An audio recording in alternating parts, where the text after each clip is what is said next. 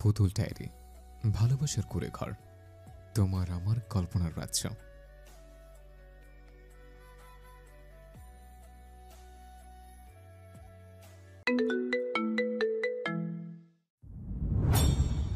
শেহজাদ ছাদের ডান পাশে দাঁড়িয়ে ফোনে জরুরি কথাই বলছিল। হঠাৎ কোনো কিছুর পড়ার শব্দ পেয়ে শেহজাদ ছাদের বাঁ দিকটায় তাকে দেখলো মাটিতে খুব বিশ্রী অবস্থায় অরূপ পড়ে রয়েছে। কাল রাতে শেহজাদ আরান সোহেব একটা জরুরি কাজে যাচ্ছিল, তখনই দেখতে পায় রাস্তায় একটা ছেলে অ্যাক্সিডেন্ট করেছে। সন্দেহের বশে শেহজাদের গাড়ি থেকে নেমে দেখতে পায় রাস্তার পড়ে থাকা ছেলেটা আর কেউ নয়, সেটা হলো আবরার। সেটা তৎক্ষণাৎ আবরারের ট্রিটমেন্টের ব্যবস্থা করে। আবরারের মা সাবা মির্জা সবসময় অসুস্থ থাকায় দরকারি বেশিরভাগ ট্রিটমেন্টের যন্ত্রপাতি ফরমান আলী কিনে বাড়িতেই রেখেছেন, তাই আবরার ট্রিটমেন্টের বাড়িতেই চলছে। আর ডাক্তার হিসেবে দক্ষতা সম্পূর্ণ শফিক চৌধুরী তো আছেই। ওর এক দৃষ্টিতে ছাদের ডোরের দিকে তাকে স্বস্তি নিঃশ্বাস ফেলল। ওর মনে মনে এখন বলছে, ভাগ্যিস কেউ দেখেনি, না হলে আজ তার ইজ্জতে দফা রফা হয়ে যেত। অরু তার চোখ জোড়া ডান দিকে তাক করতে তার মুখটা চুপসে গেল। বেলুন ফুটো করে দিলে চুপসে আসা বেলুনের যে অবস্থা হয়, অরুরও এখন ঠিক সেই সেম অবস্থা। অরু নিজের চোখকে এখন বিশ্বাস করতে পারছে না। এটা ওয়াসিফ শেহজাদ চৌধুরী তো? এই বান্দা এখানে কি করছে? আজব, আবরারের বাড়িতেও ওয়াসিফ শেহজাদ চৌধুরীর কাজ কি? উনি এখানে কি করছেন? এইসব দীর্ঘ ভাবনার মাঝে অরু অনুভব করলো তার হাত ধরে কেউ টেনে তুলছে তাকে। অরু যখন ভাবতে ভাবতে সময় পার করছিল, তখনই দ্য গ্রেট ওয়াসিফ শেহজাদ চৌধুরী এগিয়ে এসে অরুকে তোলার চেষ্টা করে। অরুকে তুলে দাঁড় করলো শেহজাদ। তারপর অরু খানিকটা পিছিয়ে গিয়ে কাপড় ছাড়তে লাগলো। শেহজাদ তীক্ষ্ণ দৃষ্টিতে অরুকে পরখ করছে, মুখে গাম্ভীর্য রেখে অরুর উদ্দেশ্যে গম্ভীর স্বরে বলল, এখানে কি করছিস? এইটাই তো আমারও একই প্রশ্ন, আপনি এখানে কি করছেন? শেহজাদের পক্ষ থেকে এই প্রশ্নটা আসার পরপরই অরু এক নিঃশ্বাসে কথাগুলো বলে শেষ করলো। শেহজাদ ঠোঁট কামড়ে কিছুক্ষণ অরুর দিকে তাকিয়ে কণ্ঠে আরো একটু কাঠিন্য এনে বলল, অপ্রয়োজনীয় কথা কম, যেটা জিজ্ঞেস করেছি সেটার উত্তর দে। শেহজাদের শক্ত আওয়াজ শুনে দমে গেল অরু। অতঃপর মিনমিনিয়ে বলল, আসলে এ বাড়ির ছেলে আমার ফ্রেন্ড হয়, কাল রাতে ওর অ্যাক্সিডেন্ট হয়, তাকেই দেখতে এসেছিলাম। অরুর কথার পিছে শেহজাদের কোনো ভাবান্ত দেখা গেল না। আগের ন্যায় শক্ত মুখে নিয়ে তাকিয়ে অরুর মাঝে মাঝে মনে হয় এই লোকটা কি হাসতে জানে না? সবসময় এমন গম্ভীর হয়ে কিভাবে থাকে? শেহজাদকে কোনো রূপ কথা বলতে না দেখে অরু ফের সিরিয়াস ভঙ্গিতে বলে, আচ্ছা, আপনি এখানে এই বাড়িতে কি করছেন? এই বাড়ির সাথে কি আপনার কোনো যোগসূত্র আছে? আমি কাউকে কৈফিয়ত দেই না, কথাটা কি তোর মাথায় ঢোকে না? অরুর তরফ থেকে প্রশ্নটা আসার পরপরই কড়া গলায় শাসিয়ে কথা বলে ওঠে শেহজাদ। অরু শেহজাদের কথাগুলো তেমন গায়ে মাখল না। এই পাষাণ মনে নির্দয় লোকের কাছে থেকে ভালো মিষ্টি কথা আশা করা মানে হলো নিজের পা নিজে কুড়ুল মারা। পরক্ষণেই অরু অতীতের কিছু একটা ভেবে নিজে নিজে হেসে উঠল। অরুকে ভাবে হাসতে দেখে শেহজাদ খানিকটা অপ্রস্তুত হয়ে উঠল। আজব তো, এই যে নিজেই নিজেই হাসছে কেন? হঠাৎ করে শেহজাদের অতীতের কিছু স্মৃতি মনে পড়ে গেল। সর্বনাশ, এই মেয়ে ওইসব ভাবছে না তো? না হলে এই মেয়ে এমন উদ্ভট হাসছে কেন? শেহজাদ বিভ্রান্ত হয়ে কণ্ঠে তীক্ষ্ণতা এনে বলা, হাসছিস কেন? বা এনি চান্স তুই আমার সম্পর্কে আজে বাজে থিঙ্ক করছিস না তো? শেহজাদের কথায় অরুর কর্ণঘুরে পৌঁছাতে অরুর হাসি থেমে গেল। চেহারার আদরে ভদ্রতা নিয়ে বলে, বিশ্বাস করুন, আমি এরকমটা মোটেই ভাবিনি। ওয়াসিফ শেহজাদ চৌধুরী বেশ ভালো করে জানে এই মেয়ে প্রতিটি সেকেন্ডে সেকেন্ডে মিথ্যা বলে। এই একটা অভ্যাস শেহজাদের ভীষণ অপছন্দের। সেখানে পরপর মিথ্যে শেহজাদ সহ্যই করতে পারে না। না পেরে নিজের চিবুক শক্ত করে দাঁতে দাঁত কটমট করে করতে করতেই বলে, ওয়াসিফ শেহজাদ চৌধুরী কখনো কখনো নিজ ছায়াকে অবধি সন্দেহ করে। কে জানে ছায়া আমার সাথে কেন থাকে, কেন সব সময় আমার সঙ্গ দেয়? যে নিজের ছায়াকে অবধি অবিশ্বাস করতে পারে, সেখানে তোকে কিভাবে বিশ্বাস করবে? শেহজাদের কথাগুলো ওরুর বেশ গায়ে লাগলো। না চাইতো চোখের কোণে পানি জমে। কি মনে করে কি এই লোক নিজেকে? হ্যাঁ, আমি কি এতটাই তুচ্ছ, অবহেলিত যে আমায় বিশ্বাস করা যায় না? অরু শেহজাদের দিকে দৃষ্টি নিক্ষেপ করে ব্যথাতুর কঞ্চে পড়ল, এই পাষাণ লোক, আমি আপনার বিশ্বাসী মানুষ হতে চাই না, বুঝতে পেরেছেন? এসেছে আমায় অপমান করতে। ওর এত এত যন্ত্রণাদায়ক কথাগুলো শেষদের কাছে পাত্তাই পেল না। সে জন্টকে আর ভাবিয়ে উড়িয়ে দিল কথাগুলো। উল্টো অরুর দিকে একটা প্রশ্ন ছুড়ে বসল। আর ওরা তোর বয়স এখন কত? না মানে 8 বছর আগে যখন দেখেছিলাম তখন তো পিচ্চি ছিলি, এত বড় কিভাবে হয়ে গেলি? হাতে হাত রেখে যাব সমুদ্রের তুমি আমি পাড়ি দেব এক অজানা শহর, কাঁধে মাথা রেখে ঘুরবো পুরো নগর। দিন শেষে ক্লান্তিগুলো তোমার ছোঁয়া মুছে যাবে চিরতরে। কত সুন্দর, কতই না চমৎকার এই ভুবন। যত দেখি তত এই প্রাণ জোড়ায়, মনের গহীনে বয়ে বেড়ায় এক অদ্ভুত ভালো লাগার ছোঁয়া। মুখে ফুটে এক চিলতে হাসি। পেছন দিকটায় গাছগাছালি থাকা পুরো ছাদ জুড়ে অবাধ বিচরণ করছে দূষণমুক্ত হাওয়ারা। মৃদু হাওয়ার তালে খোলা চুলগুলো শূন্যে বিচরণ করছে। কিছু কিছু চুল মুখের উপর আশ্রে পড়ছে। অরু তার দক্ষ হাত ফের চুলগুলো পেছনের দিকে কানে গুজে নিচ্ছে। শেহজাদ এক পকেটে হাত গুজে স্থির দাঁড়িয়ে। দেহের অঙ্গ প্রত্যঙ্গের কোনরূপ নড়াচড়া নেই। এক দৃষ্টিতে এক চিত্তে তাকে অরুর পানে। এন পরিস্থিতিতে অরুর ভীষণ রকমের অস্বস্তি বোধ অনুভব করছে। শেহজাদ অরুর মনের অবস্থা বুঝতে পেরে ডান দিকে তাকে একটা শ্বাস ফেলে অরুর দিকে যে অত্যন্ত স্বাভাবিক কণ্ঠে বলল, কিছু প্রশ্ন করব, ঠিক ঠিক উত্তর দিবি, কোনো মিথ্যা আমি বরদাস্ত করব না। অরু শেহজাদকে এই প্রথম এত শান্ত ভাষ্য কথা বলতে দেখলো। শেহজাদ এমন কি জিজ্ঞেস করবে সেটা ভেবে অরুর মনটা আনচান করে উঠল। অরু বহু কষ্টে নিজেকে ধাতস্থ করে শেহজাদের পানে তাকালো। নীরবতায় কাটিয়ে শেহজাদ অরুর দিকে সিরিয়াস মুখভঙ্গির সহিত তাকে শুধোয়। ওই দিন চুপ ছিলি কেন?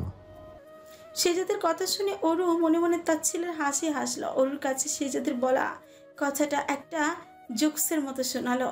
অরু শেহজাদের ওই ধূসর চোখজোড়ার দিকে তাকে গভীরভাবে মনোনিবেশ করে ধরা গলায় বলল, অপরাধ না করে যখন আমরা অপরাধী হয়ে যাই তখন চুপ থাকাটাই সবচেয়ে ভালো, কারণ তখন চিৎকার করেও নিজেকে নির্দোষ প্রমাণ করা যায় না।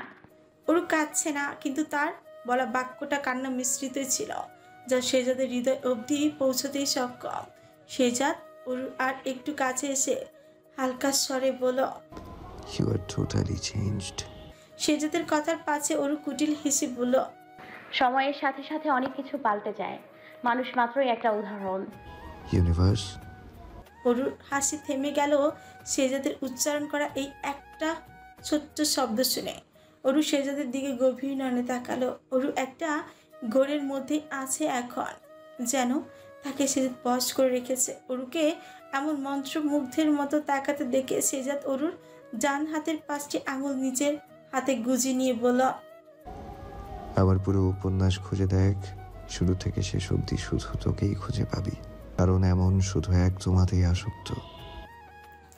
শেহজাদের কথাগুলো শ্রবণ করে অরু মন ছুঁয়ে গেল এক ভালো লাগার ছোঁয়ায়। নিমিষেই মন অশান্ত হয়ে উঠল। অরু ব্যথাতুর কঞ্চে মনে মনে আওড়ালো, জীবনে একটাই আফসোস থাকবে, যাকে নিজের থেকে বেশি চেয়েছি তাকেই পেলাম না। কেন জানেন? কারণ সব ভালোবাসা পূর্ণতা পায় না। মনে মনে এরকমটা ভাবলে অরু বাস্তবে কথা ঘোরানোর জন্য শেহজাদের দিকে একটা প্রশ্ন ছিল। আচ্ছা, একটা সত্যি কথা বলবেন প্লিজ? আমি আপনার কাছ থেকে কোনো রকম কৈফিয়ত চাইছি না, অদম্য ইচ্ছা থেকে কথাটা বলছি। শেহজাদ নীরব, কোনো রকম প্রতিক্রিয়া দেখাচ্ছে না। তার মানে শেহজাদের উত্তর হ্যাঁ। নীরবতার সম্মতির লক্ষণ ভেবে অরু প্রবল ঝোঁকের বসে বলল, আজ থেকে ঠিক 2 বছর আগে কি আপনি খাগড়াছড়ি গিয়েছিলেন? আমার সন্দেহ যদি ঠিক হয়, ওই দিন আমাকে হেল্প করার লোকটি আপনি ছিলেন। হ্যাঁ, আমি আপনার মুখ দেখিনি, কিন্তু আমি শিওর ওইটা আপনিই ছিলেন। গেছিলাম। অরুর করা প্রশ্নের উত্তর শেহজাদ এক শব্দেই দিল। শেহজাদের কাছ থেকে উত্তর পাওয়ার পর তো অরুর মাথা ঘুরছে। অরু কিছুতেই মানতে পারছে না দ্য গ্রেট অ্যাটিটিউড বয় ওয়াসিফ শেহজাদ চৌধুরী কারো প্রশ্নের জবাব দিল। এটা কিভাবে সম্ভব? মনে হয় আজ আবহাওয়া ঠান্ডা, তাই ওয়াসিফ চৌধুরী মাথাও ঠান্ডা। অরু গেছিলাম এই শব্দটা শুনে চকিত হয়ে বলে, কি ওইটা আপনি ছিলেন? সেদিন বলেননি কেন আমায়? আর আপনি ওই রকম নিষিদ্ধ করা জঙ্গলে কি করছিলেন? শুনেছি ওই জঙ্গলে নাকি কোনো সিক্রেট আছে, যে একবার ওখানে গেছে সে আর কোনোদিন ফিরে আসেনি। এটা কি সত্যি? অরুর এত এত দীর্ঘ ধারণা সেজদের কাছে ভালো ঠেকলো না। এই মেয়ে এত কিছু কিভাবে জানে? এই একরত্তি মেয়ে নিশ্চয়ই রিচার্জ করে এসব তথ্য বের করেছে। সেজদ কখনো চায় না অরু এইসব অজানা কর্ম সম্পর্কে জানুক, তাই কঞ্চে একটু তিক্ততা নিয়ে সেজদ বলে। আজকাল মুখটা একটু বেশি চলছে তোর। সেজদের এক কথার পিঠে অরু একটু অপমানিত বোধ অনুভব করলো। আপনি এক রহস্যময় মানব, যার সান্নিধ্য আমার ধরা ছোঁয়ার বাইরে। পরক্ষণেই ছাদ থেকে যাওয়ার আগে অরু এই অদ্ভুত বার্তাটা সেজদের মুখের উপর একেবারে ছুঁড়ে মারল। অরু যাওয়ার দিকে তাকে সেজদ গভীর হাসকি স্বরে বলল, নিজের মুরনো খোলস ছেড়ে আজ থেকে তোমার দ্বিধায় বাঁচি। অরু ছাদ থেকে নামার পর দেখতে পেল নাহিদ হন্তদন্ত হয়ে তার দিকে ছুটে আসছে। অরু ফ্রিকুচকে নাহিদের দিকে তাকালো। আশ্চর্য, এই ছেলে এভাবে দৌড়াচ্ছে কেন? হরিণ যখন আশেপাশে বাঘের আভাস পায় তখনই হরিণ যেভাবে প্রাণ হাতে নিয়ে দৌড়ায়, ঠিক সেই মুহূর্তে হরিণ যে পরিস্থিতির শিকার হয়, আজ নাহিদও একই পরিস্থিতির শিকার। অরুর সামনে এসে দুই হাত হাঁটুতে রেখে নিজের দিকে ঝুঁকে শ্বাস নিল নাহিদ। অতঃপর শটান দিয়ে ঘামার্ত চেহারার সহিত বলল, অরু জিনিয়া কাউকে কিছু না বলে বাড়ি চলে গেছে।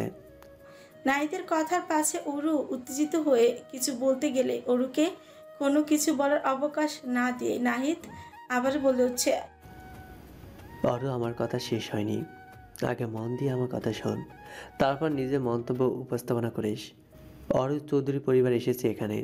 জিনিয়া তাদের দেখে একটা সেকেন্ডের সময় নষ্ট করেনি, তৎক্ষণাৎ বাড়ি চলে গেছে। আর এই কথা আমাকে ড্রাইভার আঙ্কেল কল করে জানিয়েছে। এক নাগারে এক নিঃশ্বাসে কথাগুলো বললো শেষ করলো নাহিদ। অরু স্তম্ভিত বিমূঢ় চৌধুরী পরিবারের আগমনের কথা শুনে। আজ কি তাদের পরীক্ষা নিচ্ছে খোদা?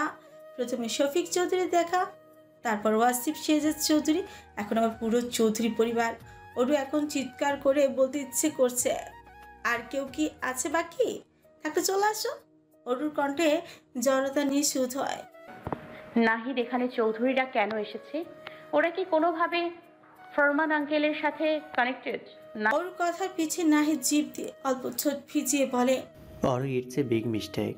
আমরা ছোটবেলা থেকে শুনে এসেছি যে শেজাদ ভাইয়ের মা শাহানা মামির একটা বোন আছে, তিনি লন্ডনে থাকে, কিন্তু কোনোদিন তাকে আমরা সামনাসামনি দেখিনি। কৃষ্ণপুর গ্রামও তিনি কখনো যাননি। লোকমুখে শুনেছি আমরা ছোট থাকতেই নাকি তিনি হাজবেন্ডের সাথে লন্ডনে চলে গিয়েছিলেন।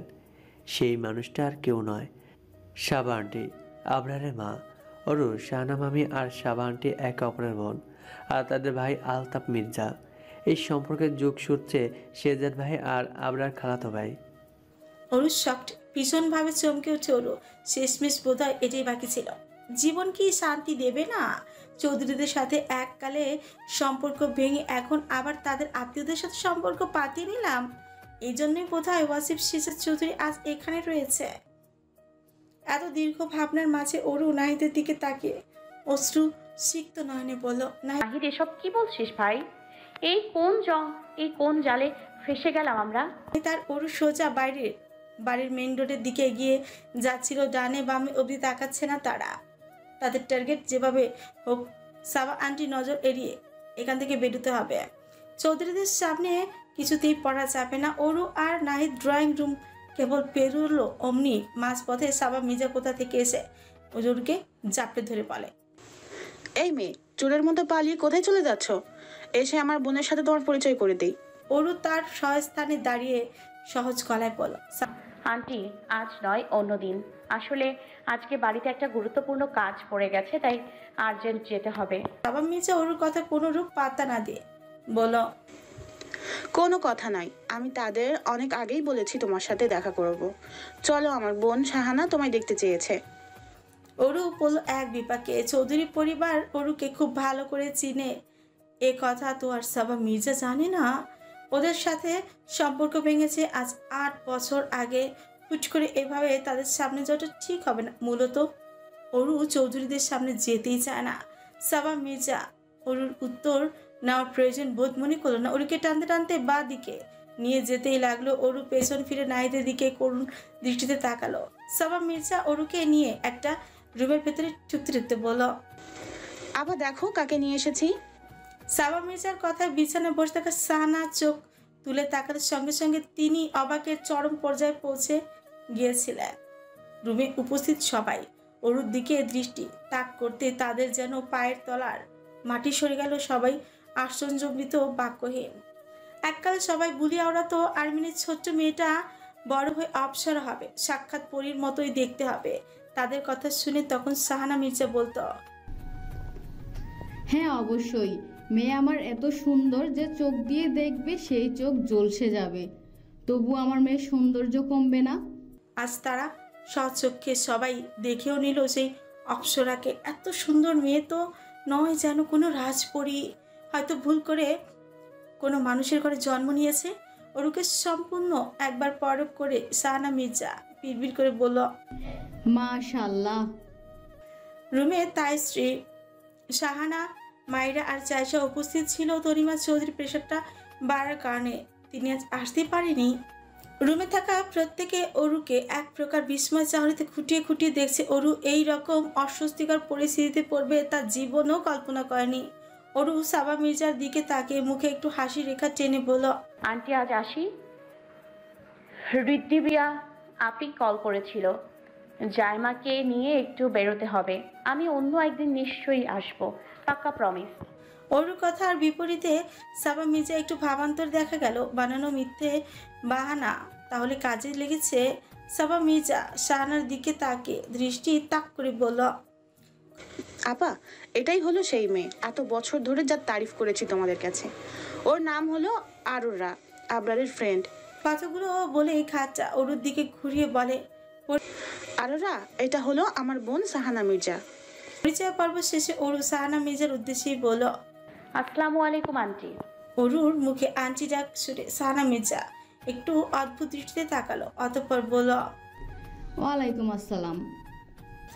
অরু সাহানার কর্তৃক জবাব পাওয়ার পর কাউকে আর কোনো কথা বলার সুযোগ না দিয়ে এক প্রকার তাড়াহুড়ো করে রুম থেকে বেরিয়ে গেল। অরু যাওয়ার দিকে তাকিয়ে চার জোড়া চোখ বেশ ভালোই বুঝতে পারলো তাদের এড়ানোর জন্য মেয়েটা চলে যাচ্ছে। ঘড়িতে 5:44। ইমদাদ চৌধুরী চাইশাকে খুঁজতে খুঁজতে ছাদের দিকে এসেছেন। ছাদে এসে তিনি চাইশাকে দেখতে না পেয়ে চলে যেতে নিলে তখনই কারুক্রোধিত আওয়াজে তিনি থেমে গেলেন। ছাদের শেষ প্রান্তে আরান দাঁড়িয়ে ফোনে কারোর সাথে কথা বলছিল। ইমদাদ চৌধুরী একটু কান খাড়া করলো আরানের কথা শোনার জন্য। আরানের রাগ সপ্তম আসমানে গিয়ে পৌঁছেছে। ফোনের অপর প্রান্তের ব্যক্তিকে কড়া গলায় শাসাচ্ছে আরান। অতিরিক্ত রাগের কারণে তার কপালের রগগুলো ফুলে দৃশ্যমান। ফোনের বিপরীতে অবস্থার করা লোকটি কি বলল তা তো শোনা গেল না, কিন্তু অপর প্রান্তের ব্যক্তির কথার বিপরীতে আরান বাঁকা হেসে বলল, আরানের ডিকশনারিতে সেকেন্ড চান্স বলতে কোনো ওয়ার্ড নেই। ওর সাহস কি করে হলো আনিশার দিকে চোখ তুলে তাকানোর? এটা আমি করতে পারবো না। ঘায়েল বাক্যে খেপিয়ে দিয়ে জীবনের সবচেয়ে বড় ভুল কাজ করেছে সে। আমার কিবোর্ডে একটাই ওয়ার্ড বেশি চলে, জাস্ট কিল হিম। সেকেন্ড চান্স আমার সাথে ঠিক যায় না। সো ওর লাশ দেখতে চাই আমি। আরানের কথাগুলো ইমদাদ চৌধুরী কর্ণ করে পৌঁছাতে তিনি চাপের ন্যায় ফুস করে উঠল, চমকালো থমকালো। মানুষ কি মারা এদের পেশা হয়ে দাঁড়িয়েছে নাকি? এরা তো দেখছি আর মানুষের মধ্যেই পড়ে না, জানোয়ার। এদের থেকে ঢের ভালো বই কি জানোয়াররা এদের থেকে ঢের ভালো বই কি। আরান আরও টুকটাক কথা বলে ফোন কেটে পকেটে ঢুকে যেই না ফিরল অমনি খেলো একটা ছটকা। আজব, এখানে ইমদাদ চৌধুরী কখন এলেন? উনি কি সব কথা শুনে নিলেন নাকি? আরান নিঃশব্দে ছাদের দরজার দিকে এগোতেই লাগলো। যেই না ইমদাদ চৌধুরী পাশ কাটিয়ে যেতেই নেবে অমনি ইমদাদ চৌধুরী বলে উঠল, যাকে মারার নির্দেশ দিয়েছো এতক্ষণে নিশ্চয় তার জানাজার প্রস্তুতি চলছে। ইমদাদ চৌধুরীর কথা শুনে আরান থমকে দাঁড়ালো। ইমদাদ চৌধুরীর দিকে ফিরে সাবলীল ভঙ্গিতে বলল, হতে পারে। ইমদাদ চৌধুরী তার করা প্রশ্নের উত্তর পেয়ে ফের বলল, একটা সত্যি কথা বলবো, জামশেদ শিকদারের জায়গায় যদি আমি হতাম তাহলে কোনোদিনই তোমার মতো একটা সাইকোর হাতে নিজের মেয়ে তুলে দিতাম না। তুমি আর তোমার মধ্যে নেই এসব, তোমাকে বলে কী লাভ? তোমাকে যে এভাবে তৈরি করেছে তোমার গুরু ওয়াসিফ শেহজাদ চৌধুরী, সে আমার নিজের রক্ত। যেখানে নিজের ছেলে এরকম খারাপ আর জঘন্য, সেখানে তোমায় দোষ দেওয়াটা বোকামি নয় কি? অসংখ্য ধন্যবাদ এতটা ডিপলি থিঙ্ক করার জন্য। ইমদাদ চৌধুরী এত এত ভাষণের মাঝে আরানের অবস্থা কাহিল। ইমদাদ চৌধুরী যখন শেষ কথাটা বলছিল তখন আরান ইমদাদ চৌধুরীর আর কিছু বলার সুযোগ না দিয়ে ফট করে কথাটা বলে উঠল। আরানের কথা শুনে ইমদাদ চৌধুরী কোনোরূপ কথাবার্তা ছাড়াই রাগে গজগজ করতে করতে স্থানটা ত্যাগ করল। চৌধুরী পরিবার আবরারকে দেখে রাত 9টার দিকে ফিরেছে। এখন ঘড়ির কাঁটায় ভোর 4টা। ইমদাদ চৌধুরী ঘড়িতে একবার চোখ বুলিয়ে একটা গোপন রুমের দিকে এগিয়েতে লাগলো। তিনি গোপন রুমের সামনে এসে ডোর ওপেন করতে ভেতরে ঢুকে একটা লোককে ইশারা করতে লোকটা ক্যামেরায় আধ ঘন্টা আগে সিসিটিভি দেখতে লাগলো। এসকে ম্যানশনে যতগুলো বেডরুম আছে সেগুলো সিসিটিভি বিহীন, আর লিভিং রুম, গার্ডেন, সব জায়গায় হিডেন ক্যামেরা সেট করা, আর সেই ক্যামেরাগুলো এই রুমেই থেকে কন্ট্রোল করা হয়। যদিও ইমদাদ চৌধুরী জানে না শেহজাদ আর কোথায় কোথায় হিডেন ক্যামেরা সেট করে রেখেছে। ইমদাদ চৌধুরী জানা মতে শেহজাদ যখন যেখানে ক্যামেরা সেট করে রেখেছে তিনি সেইগুলোই রোজ চেক দেয়। ইমদাদ চৌধুরী ক্যামেরায় পরিষ্কার দেখতে পাচ্ছেন কিছুক্ষণ আগে শেহজাদ অদ্ভুত বেশভূষায় বেরিয়ে যাচ্ছে। ইমদাদ চৌধুরী কপালে চড়া ভাঁজ পড়ল। এত ভোরে ছেলেটা এভাবে হুডি জড়িয়ে মুখে মাস্ক লাগিয়ে চোখে গগলস এবং হাতে হ্যান্ডস গ্লাভস লাগিয়ে কোথায় যাচ্ছে? ইমদাদ চৌধুরী বুকটা ধরাস করে উঠল অজানা আশঙ্কায়।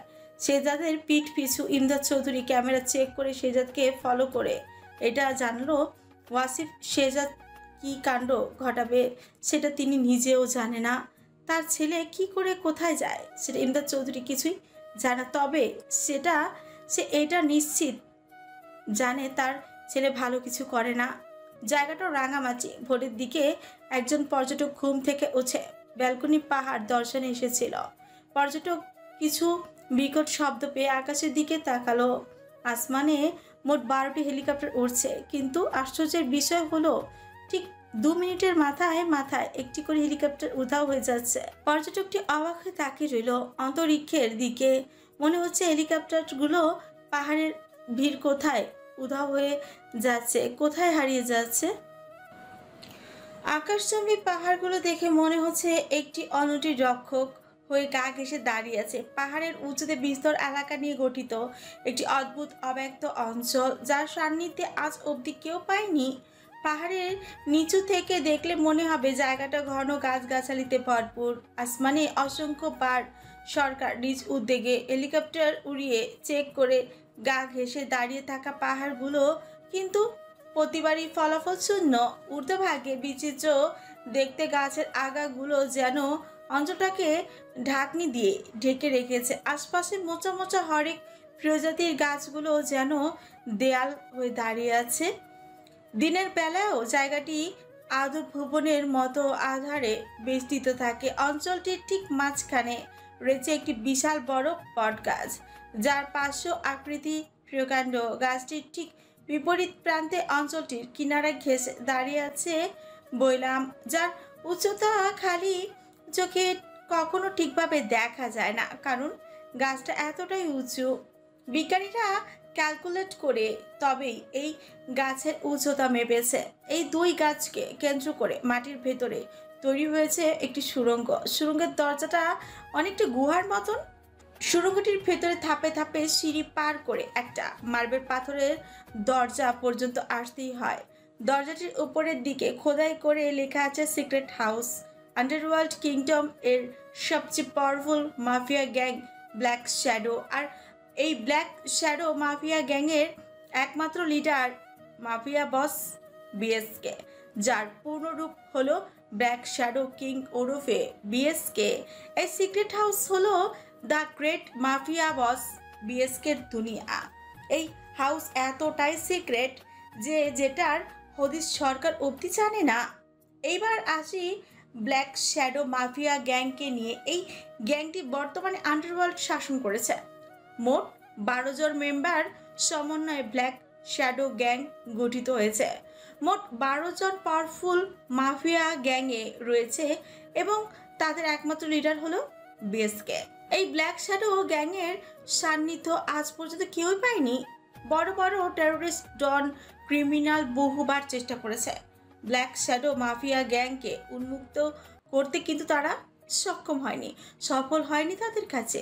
টেরোরিস্টরা আদৌ জানেই না ব্ল্যাক শ্যাডো মাফিয়া গ্যাংয়ের কয়জন মেম্বার, তারা কোথায় থাকে, তাদের কাছে কিছু ধারণা নেই মাফিয়া গ্যাং ব্ল্যাক শ্যাডো সম্পর্কে। কিন্তু তারা জানে ব্ল্যাক শ্যাডো মাফিয়া গ্যাং কতটা ভয়ঙ্কর। তারা এটাও জানে ব্ল্যাক শ্যাডো গ্যাংয়ের মাফিয়ারা তাদের আশেপাশে ছদ্মবেশে সাধারণ মানুষের সেজে ঘুরে বেড়াচ্ছে। এই ব্ল্যাক শ্যাডো মূলত কোনো দেশের নির্দিষ্ট করা মাফিয়া গ্যাং নয়, তবে তাদের উৎপত্তি আমেরিকা থেকে। বিএসকে যে ব্ল্যাক শ্যাডো মাফিয়া গ্যাংয়ের মাফিয়া বস, সে বাস্তবে একজন মেডিসিনের কোম্পানির মালিক। তার নাম ওয়াসিফ শেহজাদ চৌধুরী। বাস্তবে তার চলাফেরা দেখে কেউই বলবেই না এইটাই হলো সে বিখ্যাত মাফিয়া গ্যাং ব্ল্যাক শ্যাডোর একমাত্র লিডার। পুরো আন্ডারওয়ার্ল্ড কিংডম বিএসকের দখলে। দরজাটা খুলে ঢোকা মাত্রই আভিজাত ছোঁয়া এক মহলের দেখা পাওয়া যায়। মহলটির শুরুতে বিশাল বড় হলরুমের দেখা পাওয়া যায়। হলরুমের আশেপাশে ঘিরে রয়েছে 13 বাই 13 ফুটের 10টি কামরা। পুরো সিক্রেট হাউসকে কালো রঙে আবৃত করা হয়েছে। হলরুমের এক পাশে রয়েছে একটি বার, অন্য পাশে রয়েছে একটি বড় সোফার সেট, মাঝখানে বরাবর রয়েছে একটি অনেক বড় টেবিল। সেখানটায় রয়েছে বিভিন্ন ব্র্যান্ডের রাইফেল, রিভলভার ইত্যাদি ইত্যাদি। তুমুল শব্দ করে হেলিকপ্টারের পাখা রাউন্ড রাউন্ড করে নামলো পাহাড়ি উন্মুক্ত রাস্তার তীব্র গমগমের শব্দে। একে একে 10টি হেলিকপ্টার নামলো একই রাস্তায়। রাস্তাটা দিকে একটু উঁচুতে বেয়ে উঠলে দেখা পাবে এই অব্যক্ত অঞ্চলের। সেই 10টি হেলিকপ্টার থেকে নেমে এলো জনমানব। তারা নামার পরপরই আরো 2টি হেলিকপ্টার নামলো সেই একই রাস্তায়। প্রথম হেলিকপ্টার থেকে একটা লোক নামতে উপস্থিত সবাই একসাথে শ্রদ্ধার সহিত বলে উঠল বিএসকে। সম্বোধনকারী লোকটার সর্বাঙ্গ কালো কাপড়ে মোড়ানো, একটা ব্ল্যাক হুডির সঙ্গে অ্যাডজাস্ট ক্যাপ, ব্ল্যাক মাস্ক, চোখে গগলস এবং হাতে হ্যান্ড গ্লাভস। বিএসকে নামা মাত্র দুপাশে 2 সারি হয়ে দাঁড়ালো, অতঃপর বিএসকে মধ্যিখান বরাবর হেঁটে সামনে এসে দাঁড়ালো। গোপন সুড়ঙ্গ বেয়ে নেমে শেহজাদ প্রবেশ করলো সিক্রেট হাউসে। তারা প্রবেশ করা মাত্র হলরুমের ডান পাশে থাকা লম্বা গলি পার করে একটা কামরার মধ্যে প্রবেশ করলো। কামরার মধ্যখানে একটা যুবককে চেয়ারে সাথে বেঁধে রেখেছে। কামরার প্রবেশ করা মাত্র শেহজাদের দর্শনে সেই যুবকের কাহিল প্রতিবিম্ব এসেছে। কোনো জনমানবের অস্তিত্ব ঠাহর পেয়ে যুবকটি নিষ্প্রভ দৃষ্টিতে তাকালো দরজার পানে। রুমটির 3 দেয়ালে 3 সেট সোফা রয়েছে। অন্য সাইডে আছে একটা বড় স্টিলের ওয়ার্ড্রোব জোরে রয়েছে হরেক রকমের ড্রাগস। যুবকটির সামনে বরাবর একটি সোফায় বিদ্যমান। শেহজাদ ঠিক সামনের সোফাটায় গিয়ে বসলো। শেহজাদে দেখা দেখি বাকি 4 জনও মাফিয়ার সোফায় বসলো আর কয়েকজন দেহরক্ষী ঠায় দাঁড়িয়ে রইল। আজ সিক্রেট এই হাউসে মোট 5 জন ব্ল্যাক শ্যাডো উপস্থিত আছে। মোট 12 জন মাফিয়াদের মধ্যে আজ 5 জন মাফিয়া সশরীরে উপস্থিত রয়েছে সিক্রেট হাউসে। আজ সিক্রেট হাউসে উপস্থিত মাফিয়াগণ হলো ব্ল্যাক শ্যাডো মাফিয়া গ্যাংয়ের লিডার মাফিয়া বস বিএসকে, যে বাস্তব দুনিয়ায় ওয়াসিফ শেহজাদ চৌধুরী নামে পরিচিত। দ্বিতীয়জন হলো অ্যালেক্সা পেন্তার, যে মেম্বারদের মধ্যে 3 নম্বরে অবস্থান করছে। তৃতীয় হলো রিয়ান খন্দকার, যে মেম্বারদের মধ্যে 6 নম্বরে অবস্থান করছে। গত 6 মাস ধরে রিয়ান খন্দকার চট্টগ্রামে মিশনে ব্যস্ত ছিল। বিএসকের আদেশে রিয়ান খন্দকার 1 মাস কক্সবাজার সদর থানায় এসিপি পদে ছিল। চতুর্থ জন হলো আরান মির্জা, যে মেম্বারদের মধ্যে 7 নম্বরে অবস্থান করছে। গত 4 বছর ধরে সে আমেরিকা মিশনে কর্মরত ছিল। পঞ্চম জন হলো স্টিভেন সেফার, যে মেম্বারদের মধ্যে 4র্থ নম্বরে অবস্থান করছে। স্টিভেন সেফার ব্ল্যাক মাফিয়া নামে পরিচিত। সবাই তাকে ব্ল্যাক মাফিয়া নামে সম্বোধন করে। শেহজাদ তার তীক্ষ্ণ চাহনি দিয়ে যুবকটিকে পরখ করছে। তা দেখে যুবকটি নিজের মৃদু কণ্ঠে জোর খাটিয়ে বলে, আমাকে মেরে ফেললেও আপনারা তার সান্নিধ্য পাবেন না। আমাকে টর্চার করে কোনো লাভ নেই, আমি তার নাম বলবো না। যুবকটির কথার বিপরীতে শেহজাদের পক্ষ থেকে কোনো রূপ প্রতিক্রিয়া আসলো না। শেহজাদ এক দৃষ্টিতে তাকিয়ে আছে যুবকটির পানে। কিছু সেকেন্ড পার হওয়ার পর শেহজাদ দৃষ্টি ফিরিয়ে রিকের দিকে তাকিয়ে বলল। টর্চারের সময়কাল কতক্ষণ? শেহজাদের করা প্রশ্নের পিঠে রিক জবাব দিল। বস 10 ঘন্টা।